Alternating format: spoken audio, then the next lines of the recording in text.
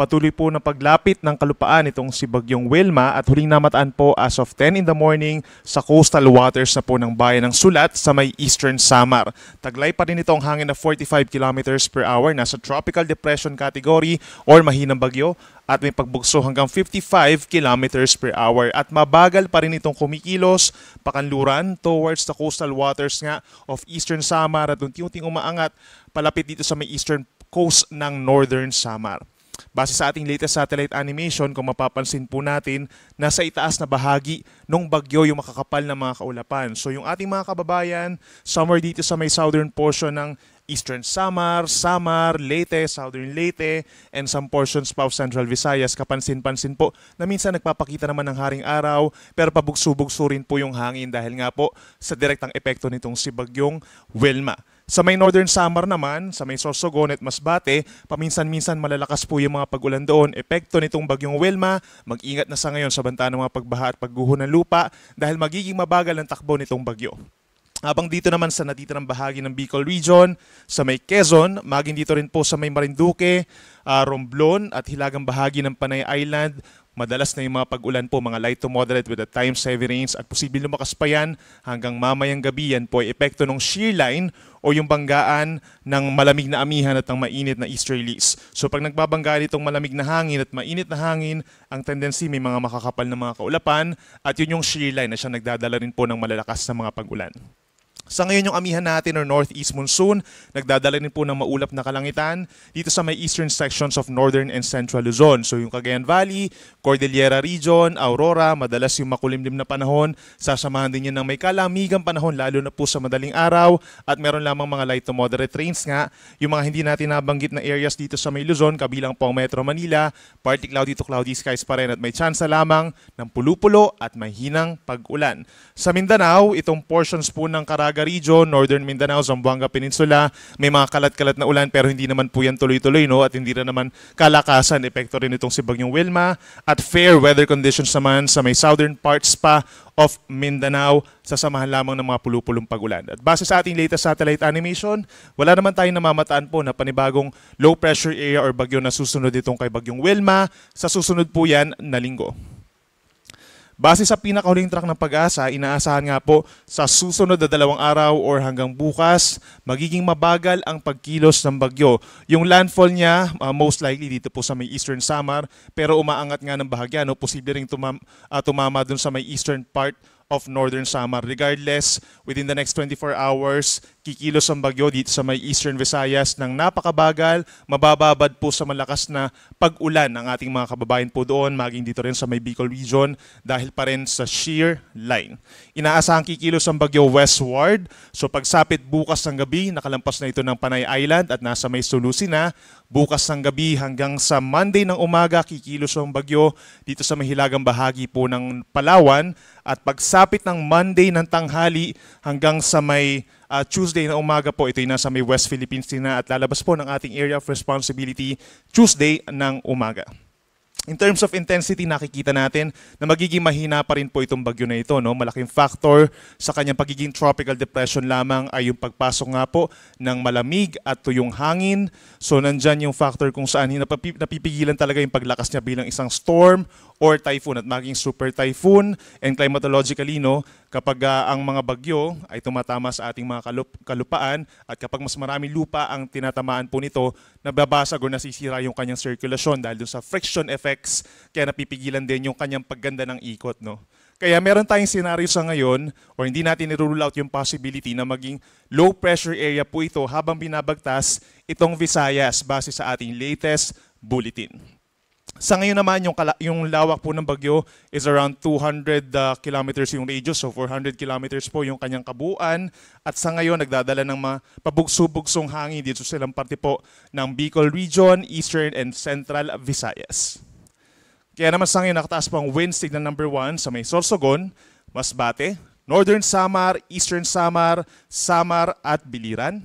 Meron din tayong signal number 1 sa northern and central portions of Leyte, northern and central portions of Cebu, northern portion of Negros Oriental, at sa northern and central portions of Negros Occidental.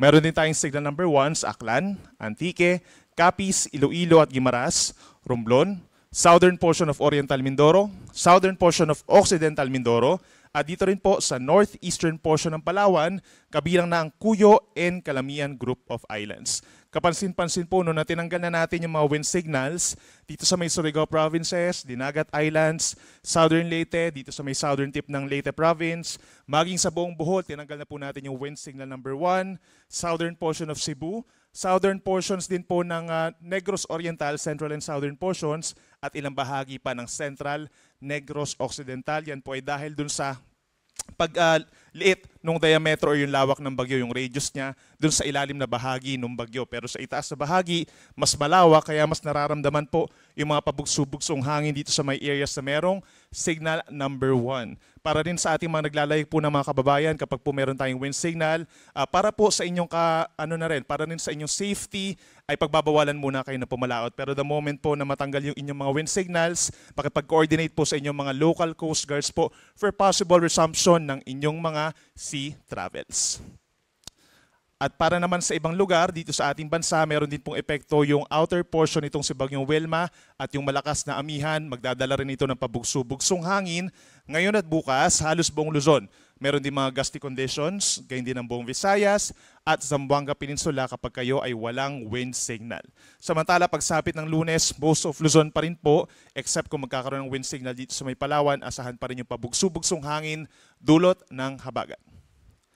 Para naman sa lagay ng ating mga magiging pag-ulan po no, sa susunod na 3 araw, aasahan pa rin yung epekto ng malalakas sa ulan nitong si Bagyong Wilma, lalo na doon sa ibabaw na bahagi nga ng bagyo, at maging dito pa rin sa shear line o yung bangga ng mainit at malamig na hangin.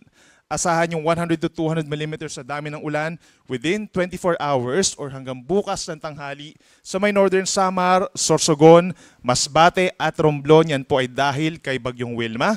Ito namang Samar in Eastern Samar as well as Biliran, posible pa rin yung 50 to 100 mm sa dami ng ulan sa susunod na 24 oras. At dito rin po sa may buong Panay Island, magsisimula yung malalakas sa mga pag-ulan mamayang hapon at maaaring magtagal bukas ng tanghali dahil din sa bagyo. Yung shear line naman, o yung convergence po ng mainit at malamig na hangin, magdadala rin po ng matinding ulan sa kasalukuyan sa may Camarines Norte, Camarines Sur, Catanduanes, and Albay, paminsan-minsan, or magiging madalas na po yung mga intense na mga pag-ulan. Lagi magantabay sa ating mga heavy rainfall warnings. Habang dito naman sa may Quezon, Marinduque, and Oriental Mindoro, nasa 50 to 100 mm ang dami ng ulan sa susunod na 24 oras. Ngayon pa lamang po, binabalaan na natin yung ating mga kababayan sa posibleng mga pagbaha, lalo na doon sa mga low-lying areas, yung pagguho ng lupa sa mga mountainous areas, at yung pag-apaw ng ating mga kailugan. Madalas po or mataas ang tsansa kung dito po sa may mga orange na hanggang 200 mm ang dami ng pag-ulan. Pagsapit naman po bukas ng tanghali, ito yung time kung saan nasa may Western Visayas na yung bagyo at kikilos na dito sa may parting Northern Palawan. So mababawasan yung mga pag-ulan natin simula bukas ng tanghali sa malaking bahagi po ng Kavisayaan at maging dito rin sa may Kabikulan. So 50 to 100 mm ang posibleng dami ng ulan dito sa may Occidental Mindoro, Palawan, Oriental Mindoro at Romblon. Yan po ay dahil kay Bagyong Wilma. At yung shear line naman magkokos pa rin po ng mga paminsan-minsang malakas na ulan sa Cagayan, Isabela, pababa ng Aurora, Quezon, Camarines Norte, maging sa Laguna, Batangas, Oriental Mindoro, Batangas at Marinduque. Ito pa rin yung mga lugar na magkakaroon nga ng banta ng mga pagbaha at pagguho ng lupa. So laging tumutok sa ating mga heavy rainfall warnings at makipag-coordinate sa inyong mga local government units kung kinakailangan po ng rescue or evacuation. Then pagsapit po ng Lunes ng umaga or Lunes ng tanghali hanggang Tuesday ng tanghali, nasa West Philippines na itong si Bagyong Wilma, so wala na itong direct effect. Kung meron man, Kalayaan Islands na lamang. Pero magre-resume, magpapatuloy pa rin po yung epekto nitong shear line at magdadala ng mas matinding ulan sa may Cagayan and Isabela, lalo na dun sa mga bulubundukin na lugar, mas enhanced po ang mga pag-ulan doon. Habang 50 to 100 mm ang dami ng ulan sa Apayao, Kalinga, Mountain Province, Ifugao, Quirino, and Aurora, madadalas nga yung mga pag-ulan, mataas ang tsansa ng mga pagbaha at pagguho ng lupa at yung pag-apaw ng ating mga kailugan, lalo na along Cagayan River. Para naman sa lagay ng ating karagatan, meron pa rin tayong gale warning sa mga maglalayag po dun sa mga lugar na walang wind signals. Sa may eastern coast pa rin ng Luzon and Visayas, delikado pa rin ang mga pag-alon hanggang 5.5 meters or halos 2 palapag po ng gusali. Epekto yan ni Bagyong Wilma at ng amihan. Sa may eastern coast of Cagayan pa rin, Isabela, pababa ng Aurora, northern coast ng Quezon kabilang po ang Polillo Islands, Camarines Norte, northern coast of Camarines Sur, Catanduanes, eastern coast ng Albay at ng Sorsogon, hanggang dito po sa may northern Samar and eastern Samar. Delikado ang mga pag-alon. Again, makipag-coordinate po sa ating mga local coast guards kung kinakailangan po or para malaman po no, kung magpapatuloy ba yung sea travel. Kasi most likely pag may gale warning po, pagbabawalan muna ang ating mga kababayan na nangingisda at yung may small sea vessels.